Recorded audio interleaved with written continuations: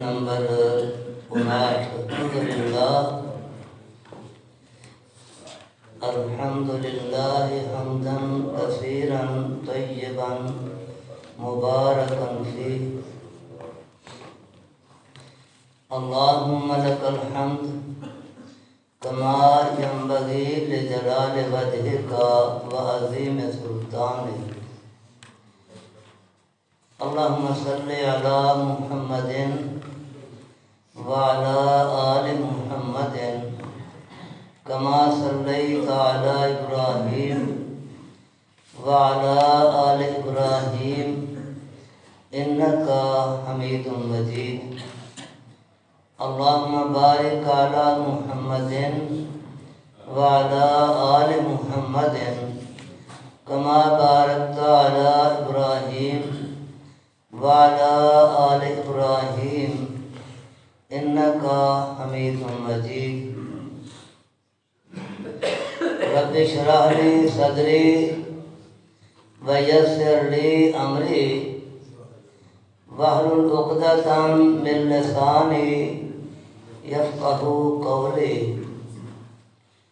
اعوذ باللہ السمیع العلیم من الشیطان الرجیم بسم اللہ الرحمن الرحیم الذی خلق السماوات والارض الذی وہ ذات خلق السماوات جس ذات نے پیدا کیا آسمانوں کو والارض اور زمین کو وما بینہما اور جو کچھ ان دونوں کے درمیان میں ہے، جو چیز آسمانوں اور زمین کے درمیان میں ہے، ان سب چیزوں کو اللہ نے پیدا کیا فی ستۃ ایام 6 دنوں کے اندر ثم استوى علی العرش پھر اللہ تعالیٰ کی ذات مستوی ہوئی عرش پر الرحمن وہ رحمان ہے فاسأل بہ خبیرا پس اس کے بارے میں سوال کرو خبر رکھنے والے سے۔ اللہ تعالیٰ نے پچھلی آیت میں اپنی کچھ صفات کا ذکر فرمایا تھا کہ اس ذات پر توکل کرو جو ہمیشہ زندہ ہے، جسے موت نہیں ہے۔ تو اب اللہ تعالیٰ نے اس آیت میں اللہ تعالیٰ نے اپنی دوسری صفت کا ذکر فرمایا کہ اللہ کی ذات وہ ذات ہے جس نے آسمانوں کو اور زمین کو اور جو کچھ ان کے درمیان میں ہے، اتنا بڑا نظام اللہ نے صرف 6 دنوں میں مکمل کیا۔ اللہ تعالیٰ نے اس کی تفصیل سورۃ حامیم سجدہ کے اندر وضاحت کے ساتھ اللہ نے اس کی تفصیل بیان کی۔ یہاں تو 6 دنوں کا ذکر کیا نا، اور وہاں اللہ تعالیٰ نے وہ ڈیٹیل کے ساتھ تفصیل کے ساتھ بیان کیا۔ اللہ فرماتے ہیں قُلْ أَإِنَّكُمْ، اے میرے پیغمبر آپ فرما دیں کہ کیا تم لَتَكْفُرُونَ بِالَّذِي خَلَقَ الْأَرْضَ فِي يَوْمَيْنِ، کیا تم اس ذات کا انکار کرتے ہو جس نے اتنی بڑی زمین کو صرف 2 دن کے اندر پیدا کیا؟ خلق الارض فی یومین، 2 دنوں میں پیدا کیا۔ وَتَجْعَلُونَ لَهُ أَنْدَادًا، اور تم اس کا شریک بناتے ہو۔ تو یہ کتنی بڑی حماقت ہے کہ جو اتنی طاقتور ذات ہے اس کے مقابلے میں کسی اور کو کھڑا کیا ہے۔ ذالک رب العالمین، یہ ہے سارے جہانوں کا پالنے والا۔ اور اس کے بعد وَجَعَلَ فِيهَا رَوَاسِيَ مِنْ فَوْقِهَا، اللہ نے اس کے اوپر پہاڑ بنائے۔ وَبَارَكَ فِيهَا، اس کے اندر اللہ نے برکتیں کی۔ وَقَدَّرَ فِيهَا أَقْوَاتَهَا، اور اللہ نے اس کے اندر ساری روزیوں کا بندوبست کیا، ساری مخلوق کی روزی کا اللہ نے اس کے اندر بندوبست فرمایا۔ فرمایا یہ کام اللہ نے فی اربعۃ ایام، یہ سارا کام 4 دنوں میں مکمل ہو گیا۔ یعنی 2 دن میں زمین بنی اور 2 دن کے اندر اس زمین کے اوپر جو کچھ بھی ہے نا وہ سارے کا سارا اللہ نے 2 دن کے اندر وہ مکمل کر کے 4 دنوں میں اتنا کام ہو گیا۔ فرمایا سوال للسائل، اس کے بعد ثم استوى الى السماء، پھر اللہ نے ارادہ کیا، قصد کیا آسمان کی طرف۔ وہی دخان، یہ ایک ایسے دھوئیں کی شکل میں تھا، یہ جیسے ایک دھواں ہوتا ہے نا اس طرح تھا یہ وہی دخان۔ فقال لها وَلِلْأَرْضِ ائْتِيَا طَوْعًا أَوْ كَرْهًا، اللہ نے آسمان کو بھی کہا، زمین کو بھی کہا کہ میرے پاس آؤ، خواہ خوشی سے آؤ خواہ ناخوشی سے آؤ۔ دل چاہتا ہے پھر بھی آنا ہے، نہیں دل چاہتا پھر بھی آپ کو میرے پاس آنا ہی آنا ہے، میری بات کو تم نے ماننا ہی ہے، ہر صورت ماننا۔ ثم استوى إلى السماء وهي دخان فقال لها وللأرض ائتيا طوعا أو كرها قالتا أتينا طائعين، انہوں نے کہا کہ اللہ ہم اطاعت کرتے ہوئے آتے ہیں۔ اور اس کے بعد اللہ نے ثم قضى 7 سماوات فی یومین، پھر اللہ نے 2 دنوں کے اندر آسمان پیدا کیے۔ تو یہ 6 دنوں کی تفصیل اللہ نے نا ساری اس کے اندر بتا دی کہ 2 دنوں میں زمین پیدا کی اور 2 دنوں کے اندر زمین کے اوپر جو کچھ ہے ساری ہر چیز پیدا کی، اور پھر 2 دنوں کے اندر اللہ نے آسمان کو پیدا کیا اور اس کے جو معاملات تھے نا آسمان کے اللہ نے وہ مکمل کیے سارے۔ تو اللہ فرماتے ہیں کہ وہ ذات ہے جس نے آسمانوں کو پیدا کیا، زمین کو پیدا کیا، جو ان کے درمیان ہے سب کو پیدا کیا 6 دنوں کے اندر۔ اس کے بعد اللہ عرش پر مستوی ہے۔ تو مستوی ہونے کا مطلب جو ہے نا، اس کا مطلب ہوتا ہے کہ بلند ہونا۔ استوا کا معنی کیا ہے؟ بلند ہوا، اللہ کی ذات بلند ہوئی۔ تو اللہ کی ذات کس طرح بلند ہوئی؟ جیسے اللہ کی ذات کے لائق، جیسے اللہ کی ذات کے لائق ہے۔ امام مالک رحمۃ اللہ علیہ ان سے پوچھا گیا کہ استوا کا معنی کیا ہے؟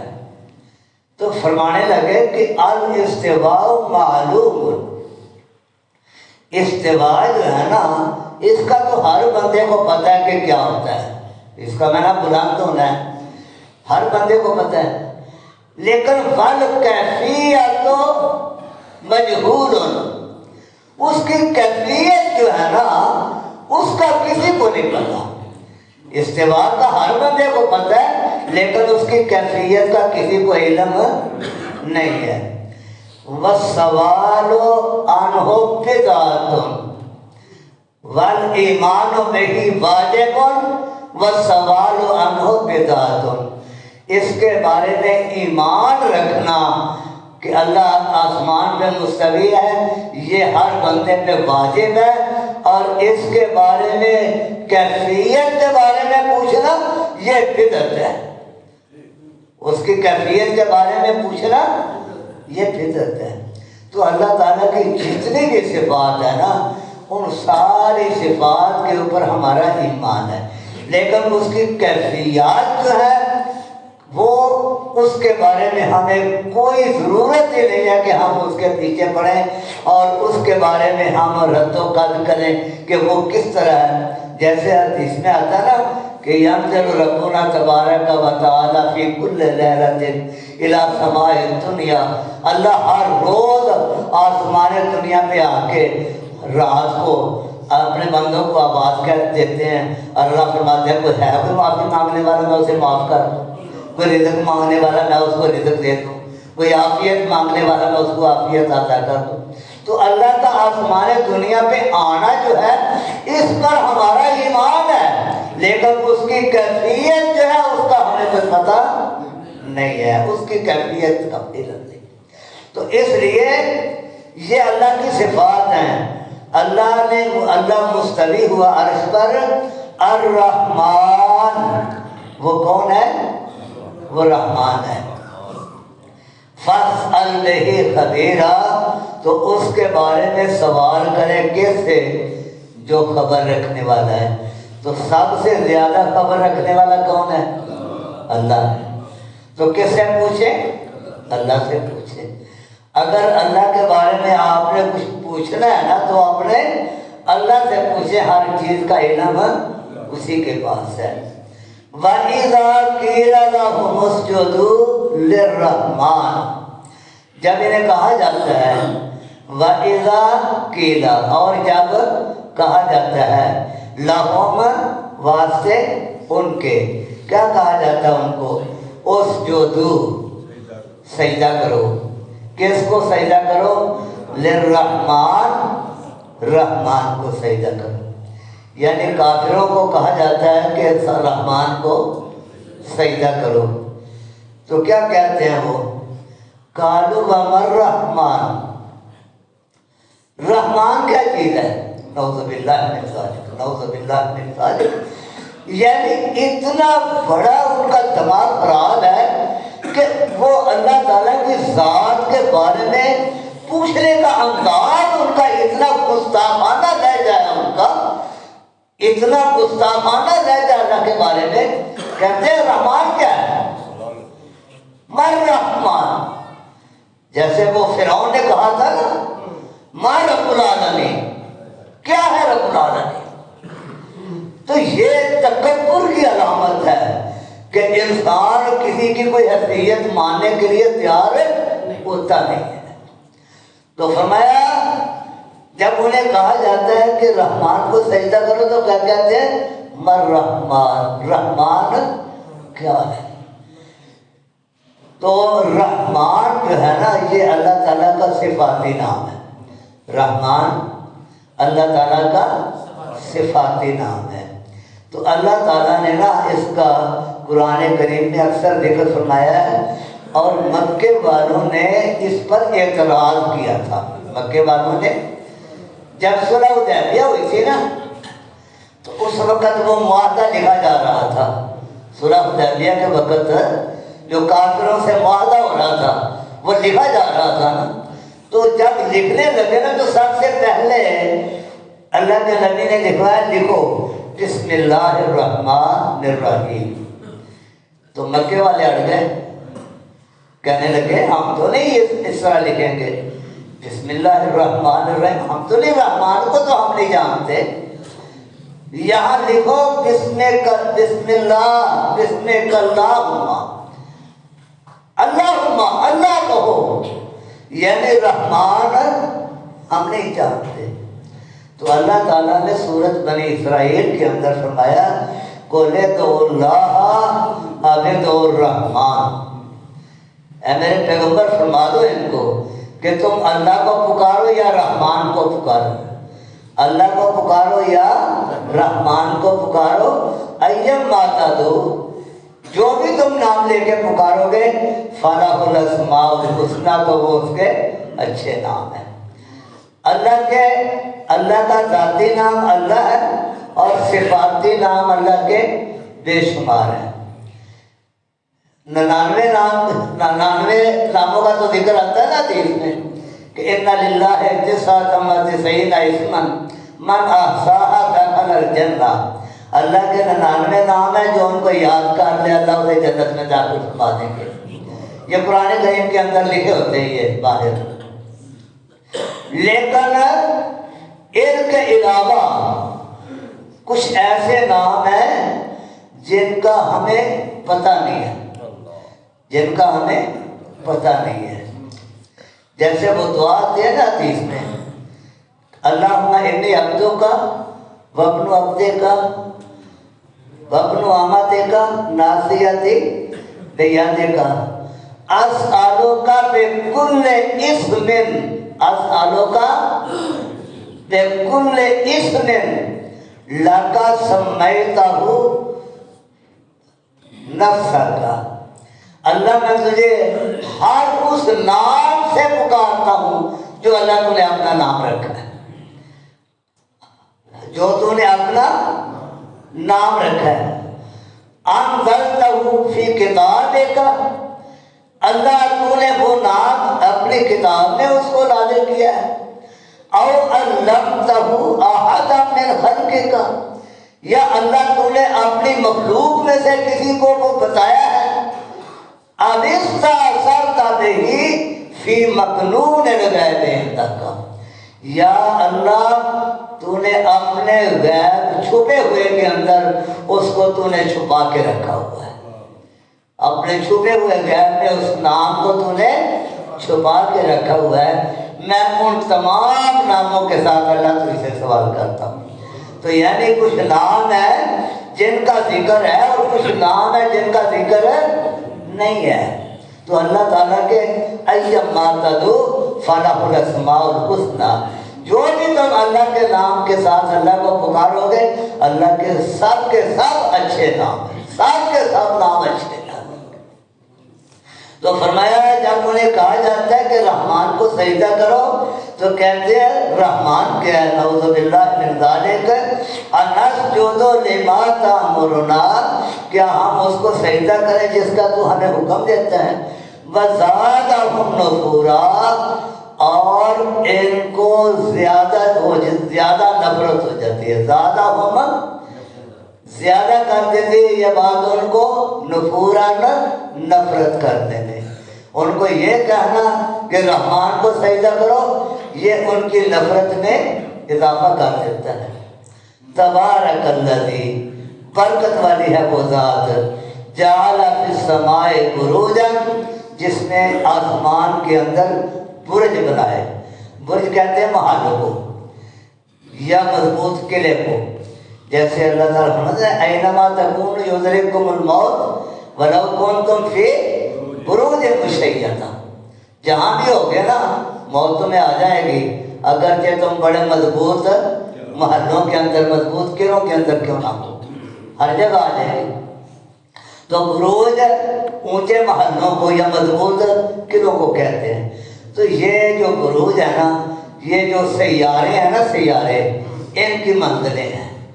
یہ سیارے جو ان میں سے سورج بھی ایک سیارہ ہے، چاند بھی سیارہ ہے، مریخ سیارہ ہے، مشتری سیارہ ہے، زحل سیارہ ہے، یہ سیارے کا نا ان کی منزلیں ہیں، ان کی منزلیں ہیں۔ تو برکت والی ہے وہ ذات جس نے آسمانوں کے اندر برج بنائے۔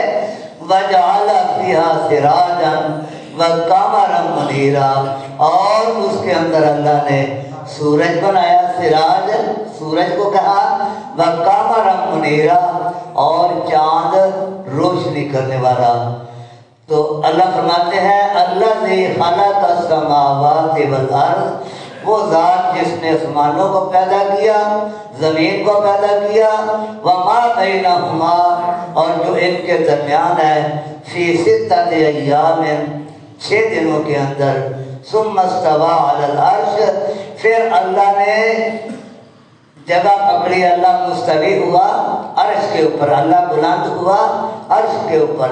الرحمن، وہ رحمان ہے، فاسأل بہ خبیرا، بس اس کے بارے میں سوال کرو خبر رکھنے والے سے۔